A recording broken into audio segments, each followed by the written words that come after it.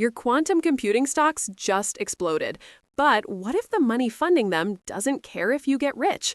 Today, I'm going to show you the hidden risk behind the government's multi-million-dollar push into quantum tech and tell you what to look for before you invest a single dollar. The U.S. government is about to pour over $10 million into each of these companies. This isn't about innovation, it's about national security, and that changes everything for you as an investor. Let's break it down.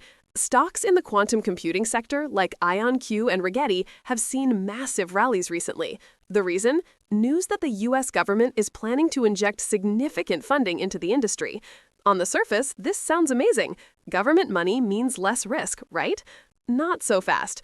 First, we need to understand what quantum computing even is.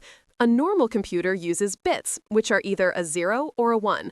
A quantum computer uses qubits, which can be a 0, a 1, or both at the same time. This allows them to solve incredibly complex problems that are impossible for today's computers.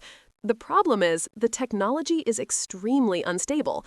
These quantum states are fragile, and the slightest disturbance can cause what's known as a quantum error, ruining the entire calculation.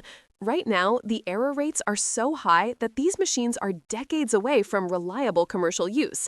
These companies are not profitable. They are pure research and development, burning cash that they get from investors like you.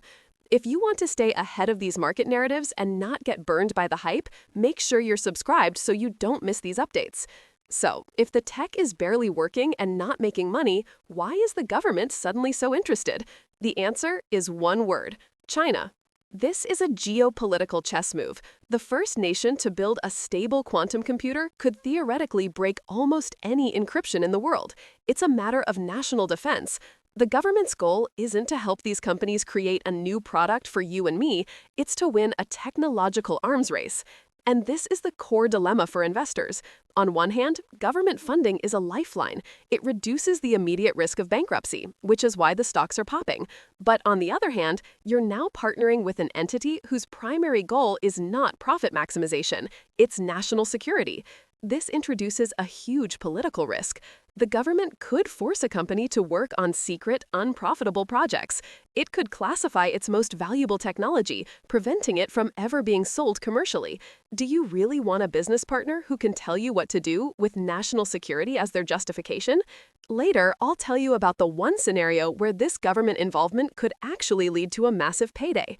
So, what are you buying when you buy these stocks today? You're not buying profits because there are none. You're not buying stable technology because it doesn't exist yet. You are buying a story that this government funding de-risks the company, but it doesn't fundamentally change the business, which is still a money-losing R&D project. This means you must treat quantum computing stocks as a venture capital style investment. It is not like buying a solid tech giant. It's a high-risk, asymmetric bet. An asymmetric bet is where your potential upside is many times larger than your downside, which, to be clear, is losing your entire investment. Only use capital you are fully prepared to lose.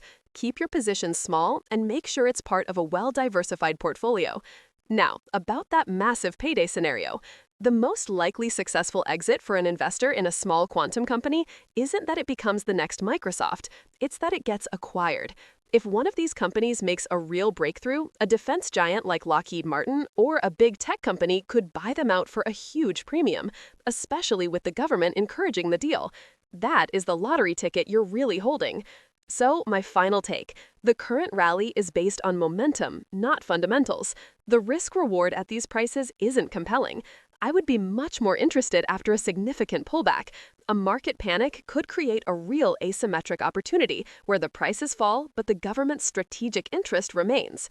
Always learn to separate the exciting headline from the boring balance sheet. If this breakdown helped you make a more informed decision, do me a favor and hit that subscribe button to stay ahead of the market. Now I want to hear from you. Let me know in the comments. Are you investing in quantum computing, or is the risk just too high? I'll be down there responding.